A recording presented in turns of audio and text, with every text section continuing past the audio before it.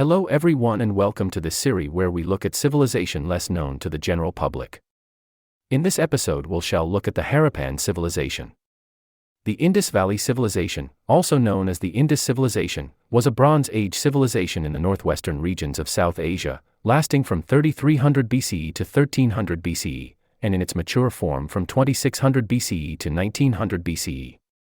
Together with ancient Egypt and Mesopotamia, it was one of three early civilizations of the Near East and South Asia, and of the three, the most widespread, its sites spanning an area from much of modern-day Pakistan to some parts of northwestern India and northeast Afghanistan.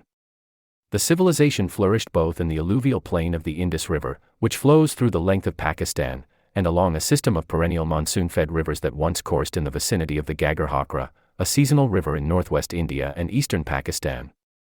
The term Harappan is sometimes applied to the Indus civilization after the site Harappa, the first to be excavated early in the 20th century in what was then the Punjab province of British India and is now Punjab, Pakistan.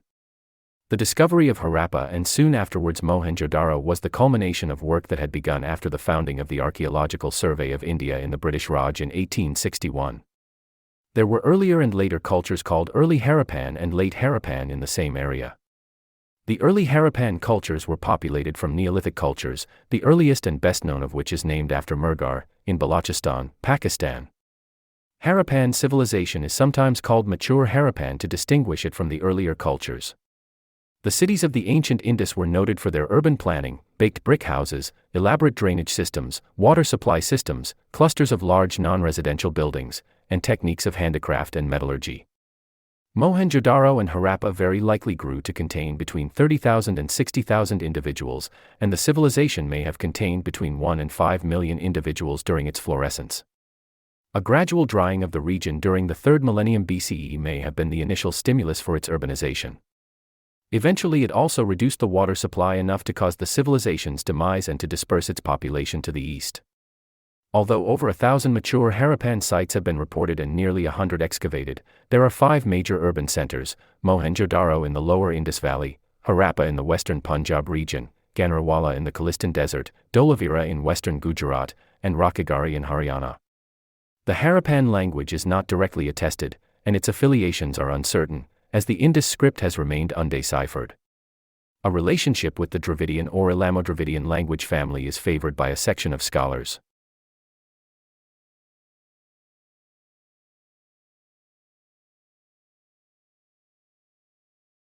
Let's now talk about the best preserved site of the Harappan civilization, Dholavira. First let's look at the castle. Standing at the top of a hill, commonly called the Acropolis, the castle wall measured 114 by 96 meters. The castle was used to store food. Several granaries were found inside the castle walls. In the later stage of occupation, water storage was also added. This must have been in responses to the water shortage mentioned before. 2 dams were built on the river and a feeding drain was dug. Other reservoirs were built on the outskirts of the city over time. Next, we will talk about the bailey. It seemed this was the quarters for important officials. Located on the western side of the castle. It was a walled subdivision added during stage 3 of the Harappan civilization. It was connected to the castle via its own gate. The bailey's length and breadth is 120 meters respectively. This residential complex was fortified and unique in design from the lower and middle town, which we will talk about in a few minutes. Separating the castle and the bailey from the middle town was some sort of park or ceremonial ground.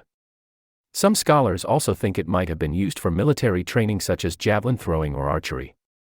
Maybe it was used for more than one purpose. The middle town was where the central market was located. Merchant class made their home in this part of town. Several seals were found to confirm this. These seals were used both as signature on document but also on clay cover used to close vase, amphoras or other ceramic containers, indicating the owner or person who shipped the container.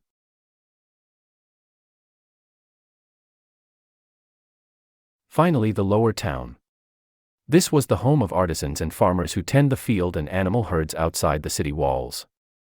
Artifacts that were found here include terracotta pottery, beads, gold and copper ornaments, seals, fishhooks, animal figurines, tools, urns, and some imported vessels. It was a hub of manufacturing jewelry made of shells and semi-precious stones, like agate. Remains of a copper smelter indicate Harappan's new metallurgy. It is believed that traders of Dholavira used to source copper ore from present-day Rajasthan, Oman, and the UAE. So the lower town was a manufacturing district. I hope you enjoyed this quick and very light introduction to the Indus Valley civilization. If you did, please click on the thumbs up and subscribe for more video like this one.